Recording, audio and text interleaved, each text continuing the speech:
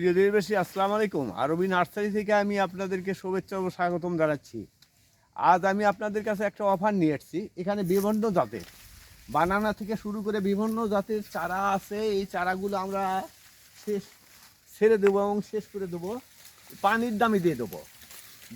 এই চারাগুলো আপনার 6 ইঞ্চি টবে আছে। যিনি যেখান থেকে পারেন অত্যন্ত কম মূল্যে আমরা এই চারাগুলো ছেড়ে দেবো, কারণ জমিটাতে এখান থেকে আমরা প্রায় চারা বিক্রি শেষের মধ্যে জমিটাতে আমরা নতুন করে চারা রোপণ করব এবং এটাকে শেষ করে দেবো। এই চারাগুলো ইনশাল্লাহ যিনি যেখানেই আছেন দেশি প্রবাসী ভাইয়েরা, এখানে বিভিন্ন জাতের চারা আছে। বিভিন্ন জাতের আপনারা চারা চিনতে পারবেন না, হয়তো খুশি পাতা আসছে এই জন্য আপনারা চিনতে পারবেন না, কিন্তু আপনারা শুধু নাম বলবেন যে আমার এই জাতের চারার প্রয়োজন। আমি সেই জাতের চারাগুলোই বেছে বেছে বের করে আপনাদেরকে পৌঁছে দিতে পারবো।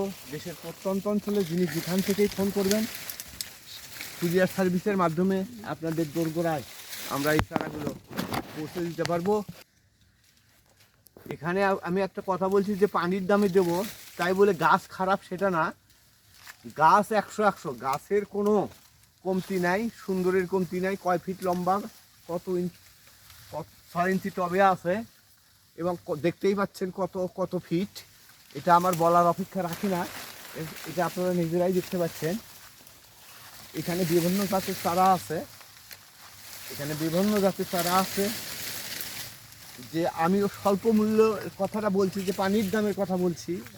হ্যাঁ, একটু ভাষাটা কেমন যেন মনে করবেন না কিছু, কারণ এই জমিটাতে আমরা অন্য ছোট চারা লাগাবো, এই কারণে চারাগুলো ট্রান্সফার করব।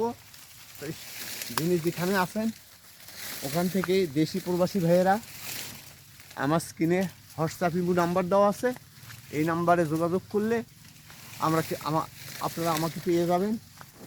যে কোনো সময় এনি টাইম সকাল 8টার থেকে রাত 2টা পর্যন্ত আমাকে ফোন দিবেন, কোনো সমস্যা হবে না। কারণ কেন এই কথাটা বলছি, যেহেতু বাংলাদেশ টাইম আর বিদেশের টাইমের সঙ্গে একটু 2-1 ঘন্টা গড় মিল আছে, সেই ক্ষেত্রে আমি আপনাদেরকে বলছি আপনারা যখনই সময় পাবেন আমার স্ক্রিনে হোয়াটসঅ্যাপ ইমো লোকাল নাম্বার দেওয়া আছে, এই নাম্বারে যোগাযোগ করবেন। ভালো থাকবেন, সুস্থ থাকবেন।